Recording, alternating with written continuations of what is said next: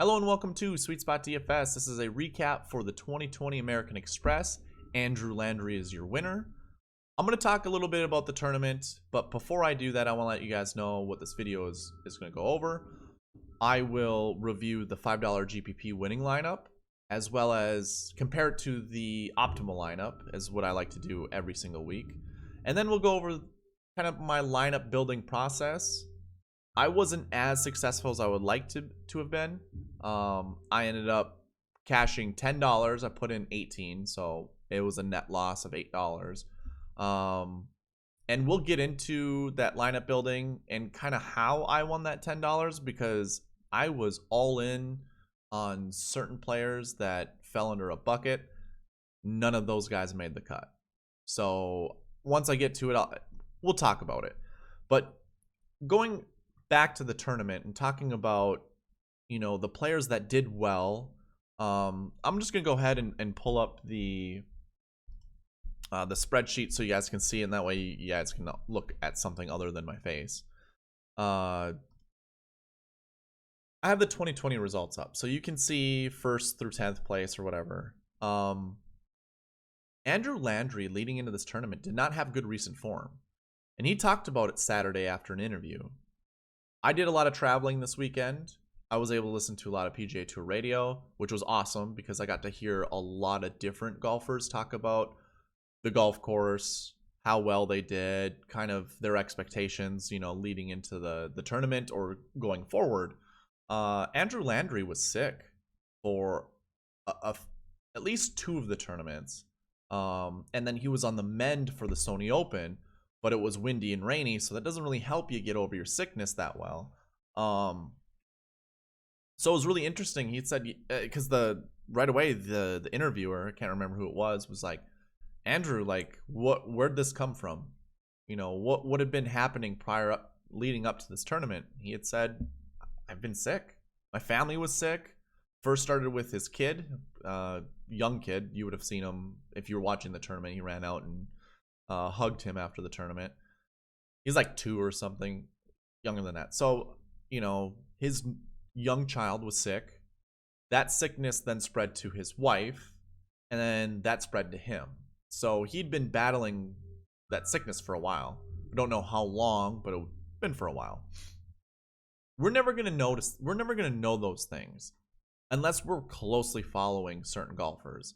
There were 156 golfers in this field. Very difficult to follow all of them, to understand how they're feeling going into the tournament.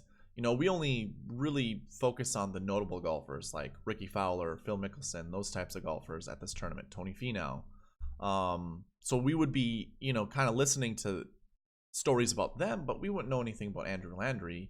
He's not really an elite golfer. He's won already. He's won once before, so this is his 2nd time winning on tour.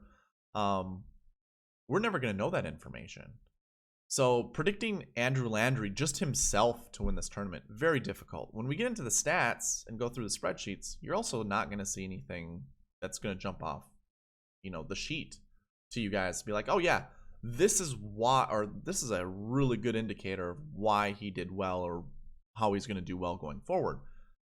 We wouldn't have known that because, first of all, recent form didn't look good. So his recent form didn't translate into his shots gained. The shots gained stats, I mean, if you wanted to go like the last 54 rounds of golf, or you wanted to go the last, and I said 54 rounds, so that's a long time ago. Let's say like the last 20 rounds, or the last 10 would still, it would still take care of probably the tournaments that he was sick on. So it wouldn't look good there. You'd want to go further back. So yeah, maybe the last 50 rounds of golf, if you were to look at that, maybe you're like, you know what? He's got great ball striking stats, yada, yada, yada. The thing is, how about everyone else on the top 10? Did Answer have good approach skill? Or how about Bud Colley? I know Bud Colley hasn't because he's been injured. So that's another one to talk about. Bud Colley doing well here. He'd been battling injury for a while. So maybe he's, back to his form. Because I used to like playing him a couple years ago, and then I had no idea what happened to him. I'd play him, he'd miss the cut or whatever. It's like, well, I don't know what to do with that. You see Ryan Moore up there. Maybe Ryan Moore. I think he was injured as well, so maybe he's, you know, back on the mend or gonna do well coming or whatever. A notable golfer up there that was doing well for a while was Ricky Fowler. Ricky Fowler had some swing changes over the offseason that I don't think anyone talked about. I hadn't heard it prior to this tournament. I did play some Ricky. I didn't play a lot. I didn't go overweight on him. And had I known that he had those swing changes, I'm not sure if I would have really played him as much as I did. So I'm glad I hadn't heard because it did help me. Actually, it didn't help me in the tournament that I ended up cashing the $10 because one tournament out of 65. I should say one contest out of 65 contests that I played, I cashed in, and that was $10. So, either way, I probably wouldn't have played him. It didn't hurt me. I didn't play any Sung J M. But let's go ahead and get into the spreadsheet. Well, we're already in the spreadsheet. Let's go to the optimal lineup and the $5 winning GPP lineup. First things first, I like to look at the price or the salary that was used for the winning lineup. Now, this is 2 weeks in a row at least where there's been all 50,000 used. So again, all 50,000 used ended up winning the big GPP lineup. And the guy had Andrew Landry, Scotty Scheffler, Bud Cauley, Sung J M, Brian Harman, and Cameron Tringali. So Cameron Tringali, 43rd place, scored 81.5 points. Like someone like Carlos Ortiz, this is really interesting. 97 points. He was 48th. This was a tournament because they played 3 rounds of golf that birdies were the biggest indicator of success. You would want not so much success as in finishing position, but success as in points scored on DraftKings. 97 at 48 beats out, where was it? 21st, 88. I mean, just a bunch of 21st. It beats out Matthew Neesmith, who's 17th place. That's crazy. But in a way it isn't. This is almost like a no-cut event. There was a cut after 3 rounds, but whatever. I'll digress. I'm not going to continue with that.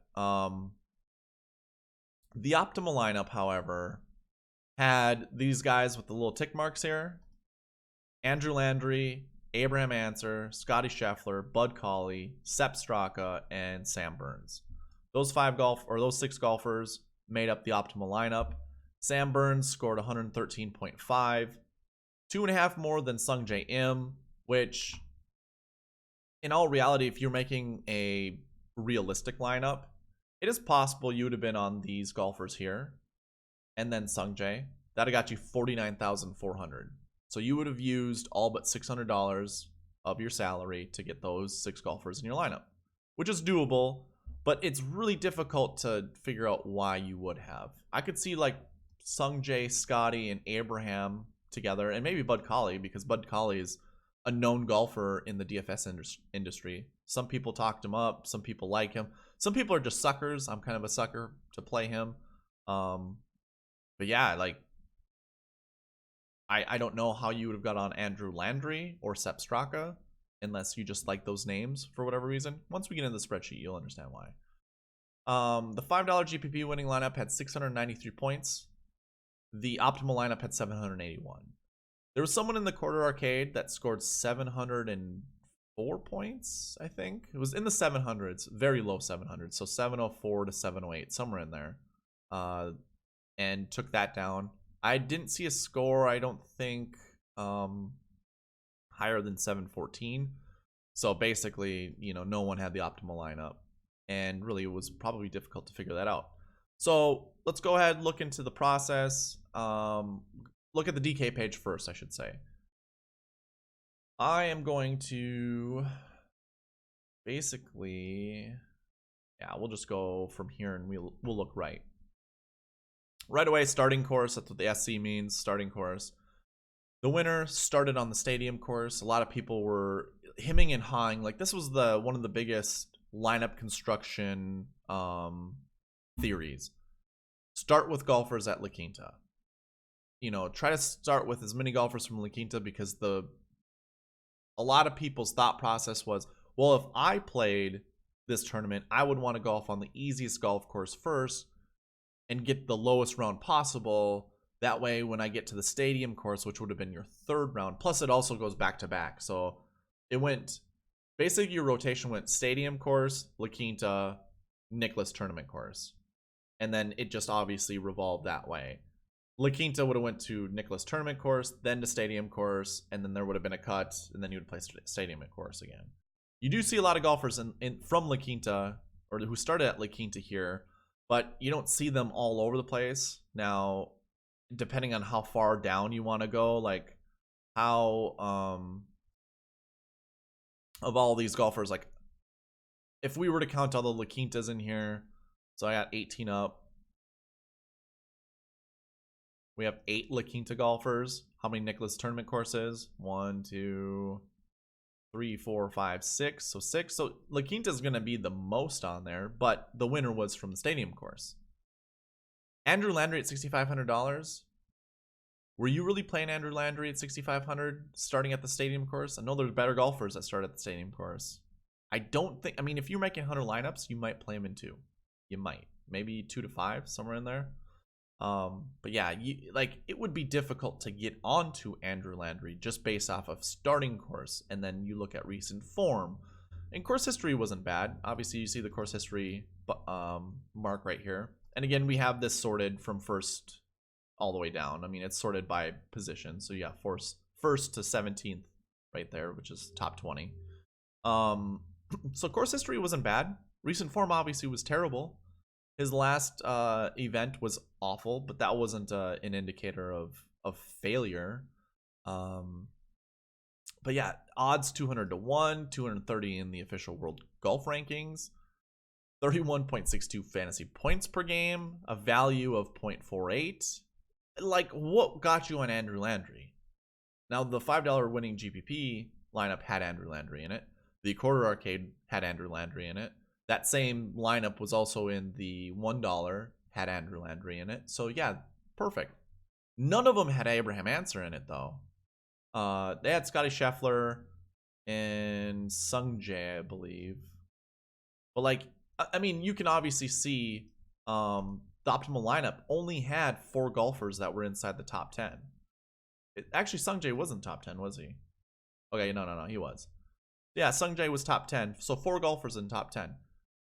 It's not bad, but you, like, if you don't have 5 golfers in the top 10, you'd want your 5th one somewhere between 10th and 18th, or 10th and 20th place. Brian Harmon, I mean, just outside at 21st place, but then you have 43rd, and like, it's not like Tringali even scored that many points. Oh, we're not going to see the points. But, you know, this being a 3-day event, it didn't matter, honestly, what place. It was all about scoring. Obviously, you could have Carlos Ortiz, who got 48th place, scored 97 points, more than someone in 17th place. So placement didn't really matter. But yeah, the optimal lineup was not even, no one was really close on that. So, talked about the starting course. I didn't really see anyone that played together. I wasn't paying attention, in all honesty. I'm just doing kind of a quick scan right now. I don't really see anybody that would have had the same tee time or at the same course. But it's not to say that you want both golfers. If you liked a pairing, that might get you a little bit more on one of the golfers in that pairing. Yeah, I don't see a single one. Okay, we won't look at that. But I am going to hide this information, so obviously you guys can pause it, look at it if you want. We'll go ahead, get into like course history, recent form, Pete Dye, stats, as we talked about. Now, these 2 columns here, last year's result at this tournament and then the week prior, so this would have been the Sony Open. We have those indicated by the last year bucket score and the last week bucket score. So, and really, I could just call this last year score, last week score, if you guys are kind of interested. And it's just how many times throughout the last 6 years have golfers who finished inside this range, 20 to 40, you know, compared to the rest of the groups that I have. That's how we get these rankings. So the lower the better. 1-1 is phenomenal. 4-3, not so much. 3-4, not so much. Anything in the 2s or the 1s, pretty fantastic. Same applies here. Anything 1s or 2s, pretty good. 3s and 4s, like, you know, you would sprinkle them in, but they wouldn't have been like a high. I wouldn't have considered playing a lot of them, basically, and I didn't. So that's why I also didn't win a lot of money. Going to the course history, though, I said you needed some course history, and everyone in the top 10 had some course history. I think the top 10 goes down to Grayson. Yeah, so Tony Finau did not. All but 3 golfers had course history, and Ricky Fowler was one of them. I'm sure he has course history. It just doesn't date back to 2013. So he hadn't played this course. If he did, he played it prior to 2013. And it's not even this course. It's this tournament. Remember, it's tournament history, not course history. I guess I can go ahead and just change this to be tournament history. But yeah, you wanted some. So sure, Scotty Scheffler didn't have it. Sebastian Kaplan didn't have it. I mean, he's a true rookie. I've never heard of this guy's name. I don't really follow Euro Tour that great or that close. But maybe he's a name to think about. I will also say this about this tournament. Really, this is a scores fest. Perfect weather throughout the entire round of golf. Anyone who's just on, you know, putting, hitting it close, whatever, they're just going to do well. You could be extremely aggressive. What was the score? 26 under was the winning score, and you had a bunch of people over 20 under. So far, that is the lowest scoring tournament of the year, and it might just be the lowest tournament score, or lowest scoring tournament. Wow. Lowest tournament score going forward, honestly. It was just, weather was perfect. It was ideal. These are what the PGA pros want to golf on every single week. Yeah, tournament history mattered. Recent form, not enough tournaments to really care, to really look into it. You can see a lot of golfers here have golfed at least one tournament leading into this tournament within the last, well, it would have been the last 10 weeks, really. That's what the recent form score is kind of going over. Although I only look at the last 6 typically. For this tournament, I just grabbed it. So recent form, I don't really look into. But let's go ahead and actually get into like the meat of the stats that I like to talk about. And right away, I'm just going to point this out. Pete Dye stats. If there was a stat that would have got you on Andrew Landry, it would have been Pete Dye. This 7.69% actually is a good number relative to the field, finding the top 10. I mean, I guess if I were to...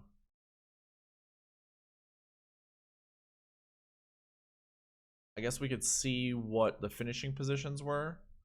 So we have a few missed cuts here, but I mean, you see a lot of green and yellow, which is first to 40th, basically. A couple more missed cuts. Yeah, I mean, it's not a telltale sign, obviously. Better than, well, these golfers really hadn't played. If you look at their salary, you can see they're a little at the bottom. 5 golfers who didn't have Pete Dye. Pete Dye history, I guess. Really, 1 golfer who 3 events, his average was 85th. I mean, they only played the Pete Dye golf course twice. That's also another thing to mention. But this is kind of a good sign for him going forward with Pete Dye. It made putting difficult. I mean, Ricky Fowler didn't have a good putting week. I'm not sure exactly what his Pete Dye stats look like. I forgot to look. You can just go by salary. 6.67. So it was actually worse than Andrew Landry. And really, when it comes to Pete Dye golf course, it's all about putting. I mean, it's really difficult to putt on Pete Dye golf courses. So yeah, looking at Pete Dye stats, I think that's a really good telltale. If you're looking for cheap golfers, you know, it's probably a better way to look at a lot of this. Bud Colley had some good Pete Dye stats. Answer and Landry, not so bad, you know, when it came to Pete Dye stats. You really, Sam Burns, I mean, now that I look at it this way, it's should have really thought about it, honestly. Should have really thought about it. Now, Sung Jae, 5 events. Any of these guys kind of in the red. It's difficult. I liked Alex Noren this week. But what I was kind of going at is anyone that's kind of in the red for these Pete Dye events, difficult to determine how well, you know, they actually do at Pete Dye. Maybe they got lucky, or possibly for those that hadn't been doing well leading up to this in Pete Dye events, can't really determine if they're really truly not good at Pete Dye golf courses. So anyways, I just wanted to point that out because it is one of those things I did look at, but it wasn't. I'll tell you what I was really getting into after we go over swing stats, because it didn't really work the way I wanted to. I'm going to refine it a little bit, but wow, we'll talk about it. And then we can get into these stats, which you tell me, man. I have this color coded. So light green is 1st to 20th in the field. Yellow is 20th to 40th in the field. Orange is 40th to 60th in the field. Light red is 60 to 80th in the field. And the dark red is it's 80 and beyond. So it's the worst in the field. Obviously, these that are gray, we don't have stats on them within the last, you know, start of the 2020 PGA season. As we look at this, what pops off to you guys? I mean, first of all, for me, when I look at it, tee to green, pretty good. It's not really, you know, anything that pops up like, hey, wow, all of these are light green. You know, that's telling you the guys that were in the top of the top tee to green, those are the golfers we want to target for next year. But like Andrew Landry, again, I know we talked about in the beginning, he was sick. His stats aren't going to line up that well. They just look bad. Birdie or better, not good. Total birdies, not good. But, you know, combine that with the number of attempts in the field, you know, kind of in the middle of the pack of the field for number of attempts. Proximity was okay. Green and reg, not the greatest. He didn't have a lot of rounds under his belt, but everything else just didn't look good. Really, like Scheffler's stat line was the only one out of all of these that you'd have been like, yep, I gotta play Scotty, because those stats alone are what I'm looking for. If you targeted birdie or better, you probably didn't do the greatest, unless you just picked one guy that was good with birdie or better, or 2 guys. You know, you could pair Scotty Scheffler with Sung Jae, easy. I mean, that's what the guy with the winning lineup did. Maybe that's how he got on those guys, and then just kind of, you know, spread it amongst, you know, ownership amongst whatever. But yeah, like, I don't know. When I look at swing stats, so these are shots gained at the beginning of the 2020 season up until now. It doesn't look good. Like, it's not something that you can just, you know, look at and understand and say, yep, I can find correlation. It just doesn't. And I'm not going to even look at the stats for this week. So obviously Andrew Landry probably led in putting. He probably led in approach. If I'm taking a snapshot of this and comparing it to, like, if I take the snapshot of this tournament's stats, so the last, you know, 4 days, and next year if I'm looking at the shots gained leading up to the tournament and trying to make some correlation that way, it's the wrong way to do it. It's stupid. Don't do it that way. But I digress. What I'll say, swing stats, couldn't really tell. That's all I had to say. Now, my lineup construction, what I did, if you guys remember, if you were there for the preview video, I basically looked at, you know, these bucket scores, but not so much just the bucket scores. I looked at the combos, the combinations. I'm going to remove this really quick because this doesn't mean anything to you guys. I looked at all these combos, not this should say 2020 also. really, okay, so what I did is I looked at every combination and tried to find, how often did it happen every single, within this tournament's history.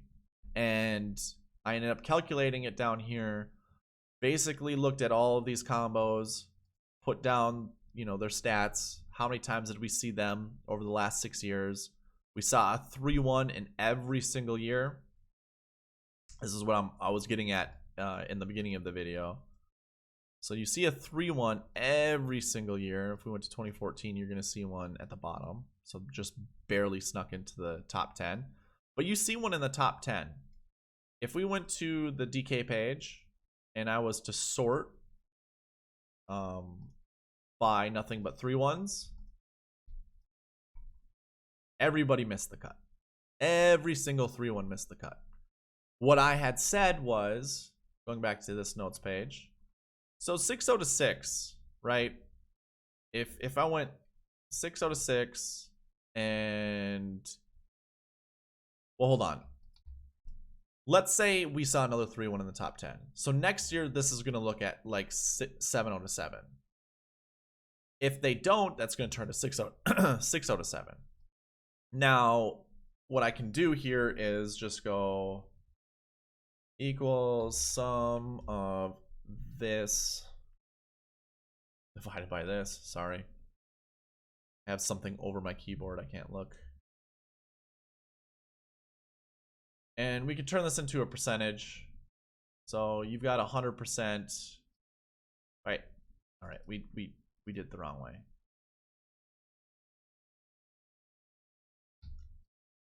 Should have known that. My goodness. All right.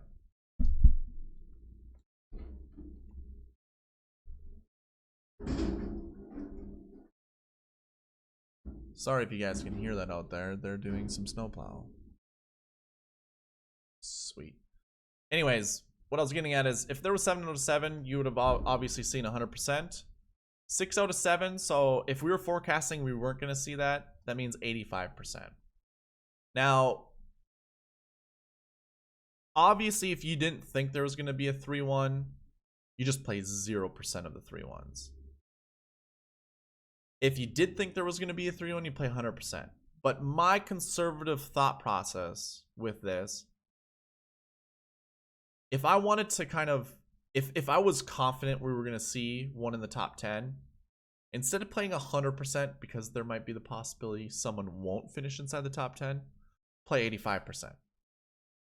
That's what I did. I played 85% of the 3-1s because I liked the group that were in the 3-1s. If I look, I did like Phil Mickelson, and I liked Jason Kokrak, and I liked Lucas Glover and Harold Varner.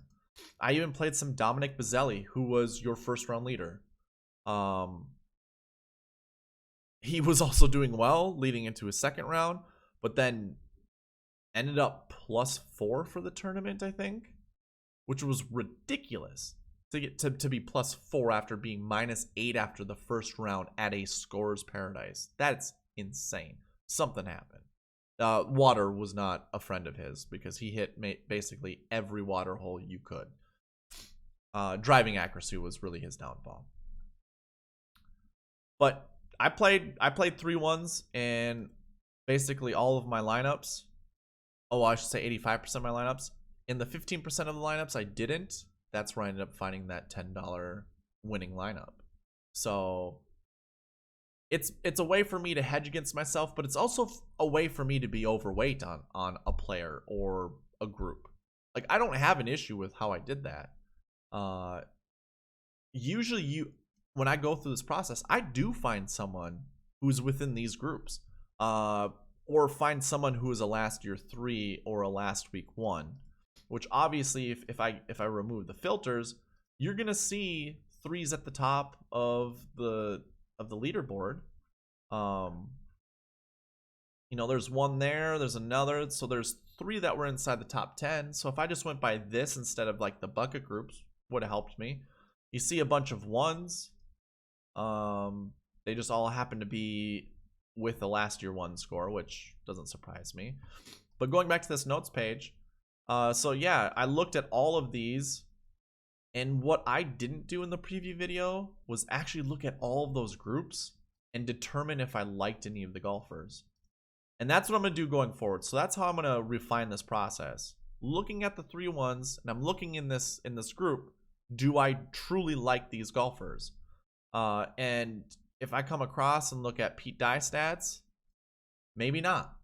You know, now that I look at it this way, as opposed to what I was, you know, just I was blindly going 3-1s. Maybe I don't. You know, and the rest of the stats too. Maybe I just don't. But you know, I liked Phil. Phil looked good with all of these stats. I shouldn't say all of them, but most of them. So I didn't have an issue playing Phil, and that's why he was on my preview card, like on the thumbnail. I thought he had a good chance to win or get inside the top 3 at least. I liked him for his price. Same goes with Glover. I didn't play a lot of Kokrak, but yeah, like I liked a lot of, and Phil started at La Quinta. I liked Phil enough where I didn't want to play 0% of 3-1s. So if I wasn't playing 0% of 3-1s, I was going to play at least 85% of 3-1s. And that's what I ended up doing. That's where I got. But going back to what we were talking about, or what I was talking about with the whole buckets. So I could just keep this at a 1 and determine how many of these guys do I like. So there's a bunch of 1-1s. There's 28 1-1s. Do we like all of the 1-1s? I liked Scotty Scheffler. I liked Ricky Fowler, Tony Finau, Paul Casey. So when I think about this, if we go back to the notes page and look at the 1-1s, we saw them in 4 out of 6. Now, if we were to go say, all right, we think there's going to be a 1-1 that's going to be inside the top 10. And looking at that group, this is a perfect example. There were so many in there that it was almost just common knowledge. Like, yeah, we're going to see a 1-1 inside the top 10. So really, right away, just make this a 5 and a 7. You know, that's how we should do it. Just right away off the gate.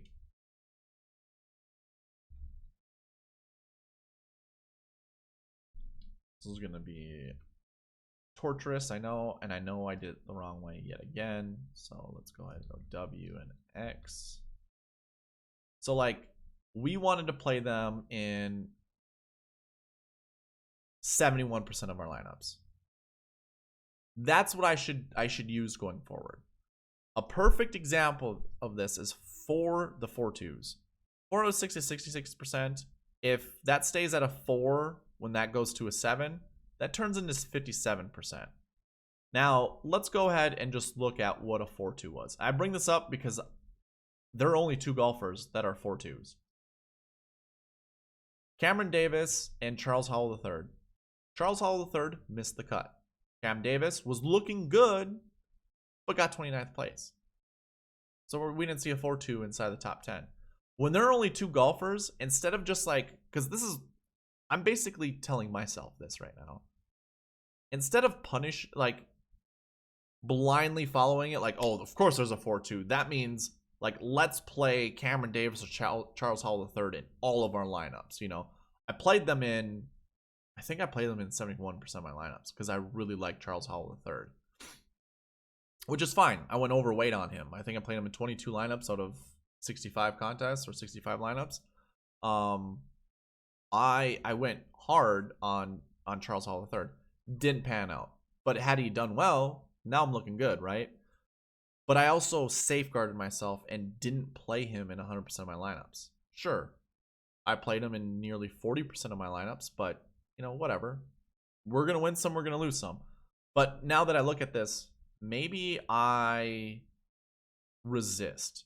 Because, again, when we looked at all the combos, I couldn't fit everyone in. So 467 is, when I looked at all of these numbers, 467, there were 467, oh geez. Let's do it a different way. The 300 represents the 50 lineups I was creating. There are 300 positions available to fit all these different combinations in. Just trying to like select all the different combinations. There are 467 different combinations to fit into those 300 lineups. So obviously I was going to leave 167 at the minimum off of my lineup. So I had to determine what was that going to be. you know, in 6 lineup, or if you're making a lineup of 6 golfers, are you gonna play a 1? Okay, we're gonna play 1-1-1. What do we like again? Do we like a 1-3? Sure. So that's 2 golfers. Do we like a 2-1? There's 3 golfers. Do we like a 3-1? Maybe, maybe not. I do like the 1-4-2, and I like a 3-6. You see how many different combinations are still available in one lineup? So I created one lineup. I'm not even using, you know, the rest of them. What is it? So it's 6 by 6, so 36. So I'm only using 6 golfers out of 36 different, or 6 combination golfers out of, I don't know how to say it, but you know what I'm getting at. So it leaves 30 different combinations unused off the one lineup. That means you're gonna have to pick and choose, and look at how many percentages, like how good these percentages were.